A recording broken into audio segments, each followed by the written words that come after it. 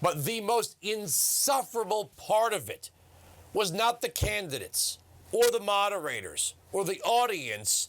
It was the guy who says he's not running for president, but can't stop showing up where Republicans are. That's Governor Gavin Newsom of California. You're right. It was the XFL. It was the JV team. I thought, and I mean this, I'm not just trying to even play games here. I thought it would be more of a vice presidential debate, but I wasn't even convinced that we saw the next vice presidential nominee for Donald Trump on the stage. So look, from Trump's perspective, tonight was great. There was no great breakout. There was feeble attempts to take shots at Trump for not showing up. But I honestly, and I mean this, I know I'm in the spin room. I know I'm with you, Rachel. I really believe the winner tonight was the Biden agenda. They identified problems. Biden's not only identified solutions, he's gotten them passed in a bipartisan way to address so many of the issues the Republicans brought up. They brought up no other alternative strategy to meaningfully address the issue of inflation, to address the issue of continued economic growth. They offered nothing in the way of international foreign policy that was particularly novel. So I thought Biden, honestly, was the big winner tonight. Yeah, they offered no solutions to the problems created by Biden. Great analysis, Governor. My first guest is an independent political analyst and author. His latest book is The Great American Political Trivia Challenge. Rich Rubino, thank you so much for joining us. Thank you so much for having me on. Before we get into last night's debate, we have two big issues today. It's the impeachment inquiry and, of course, last night's debate. Did anything stick out to you in today's impeachment inquiry? No, not really. I mean, it's basically essentially what you expect, right? It's essentially partisans on both sides making their arguments. It's just interesting that impeachment is kind of, just from a general sense, that impeachment has kind of become a political cudgel. In that obviously the Democrats did it twice to Donald Trump. Now Republicans at least are putting an inquiry up for Joe Biden. I think from Kevin McCarthy's perspective, anyways, this is something that if he is ever to make any sort of a compromise with Joe Biden in terms of averting a government shutdown, this is something he can give to the Freedom Caucus. He can give to the Republican Assembly and say, look, I've given you the impeachment inquiry. I've given you this, and that may be some way for him to try to save his job as Speaker, at least. The sad thing is, no matter what the Republicans bring to the table, unless there's a handwritten letter to Joe, thanks for the foreign policy, here's $5 million, your pal Xi. Nothing is going to make them believers. All right, let's get on to the debate last night.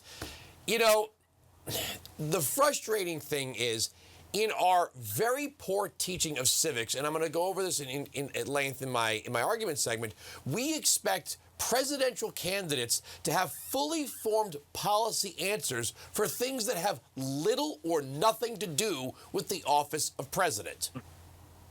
Yes, oh, absolutely. And part of it is the ignorance on the part of the American people. The American people think the presidents have essentially plenipotentiary powers. We're essentially a tripartite system. We have a Congress, we have a president, and we have a Supreme Court. We have three co-equal branches, and then it's almost a layer cake federal system. On the state level, you have your own governments, and municipalities, you have your own level, you have your own governments. But people look at the president like they're essentially kings, and you see this on just about every single issue, whether it's the economy, and people immediately say the economy's in good shape, that president gets reelected. If the economy's not, then it must be that president.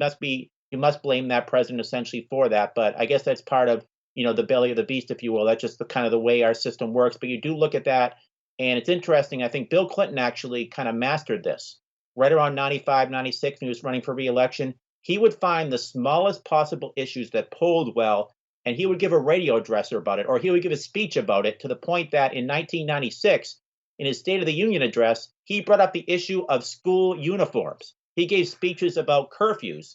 He brought things that the president really has no power over whatsoever, but he knows that you have to kind of personalize the presidency in some respects to micro issues. I'm waiting for the next president to focus on the noise that pickleball potentially is making and how the pickleball controversy, Is that something that their consultants and campaign staff kind of guide them on? Here, opine on something that literally nobody is ever going to hold you accountable for because it won't be in your purview if you become president of the United States. So if you're talking transgender bathrooms or you're talking about reading standards, say, what are you going to do to bring up the math and reading scores?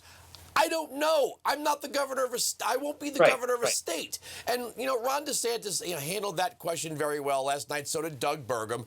And to an extent, Mike Pence, all of whom have been governors. But we keep asking presidential candidates for answers to questions that have little or nothing to do. And on the big things, they give us these sort of trite, focus group tested, Twitter ready answers on foreign policy or the border or the economy. Yeah, and that's exactly where we are in the American body politic today. And you do have to essentially answer questions on just about everything, including things that the president has very little power actually over. The interesting thing is sometimes what a president ends up dealing with that you never expected during the campaign. And I applaud the moderator for this. One thing she mentioned was in the 2000 presidential debates between Al Gore and George W. Bush, not once was the word Al Qaeda mentioned, not once was the name Osama bin Laden mentioned, because it was not even a secondary issue. It was not an issue that any Americans were thinking of. Then September 11th happens, and that envelopes the entire Bush presidency. So my guess is, and I think what she was going with that, there's probably going to be some sort of an issue right now that nobody is talking about, that is nobody's purview. As soon as the next president gets elected, they're going to deal with that issue, and that issue could potentially envelope their presidency like 9/11 did with George W. Bush, who ran on mostly domestic issues, by the way. So you're saying that in 2016 we didn't hear the word pandemic? Yes. Oh, absolutely. You can't predict. There could be. I mean, hopefully it doesn't happen, but there could be a tsunami, there could be an earthquake, there could be something we're just not expecting that can happen in the next administration. And that's part of what being a president is not necessarily. People are bored and they're not looking at a litany of 47 issues and say, well, do you agree with I don't like what he says in line item veto. They're not going through that, but it's more the idea of what a president would do if there is some sort of a crisis. If something does happen, if that phone rings at 4:00 in the morning and the president finds out that something happened, what would his actions be? And my guess is almost in every administration, there's something that's going to happen that we are not expecting, that would not even be on anybody's radar right now. And you also have issues, and we're going to run out of time here, whether it's abortion, gun control, gay rights, whatever it is. These are things that the Constitution didn't design to be shaped and molded by a president. And yet, the questions on these issues, they came up last night in the case of gun control. It's hard for presidential candidates to look in the camera and go, there's this crazy thing called the 10th Amendment or this crazy thing called the Second Amendment, or if you want to do this, that, and the other thing, you're going to have to amend the Constitution. I can't just sign a piece of paper and say, okay, now this is the law, even though that's what some people in this country want.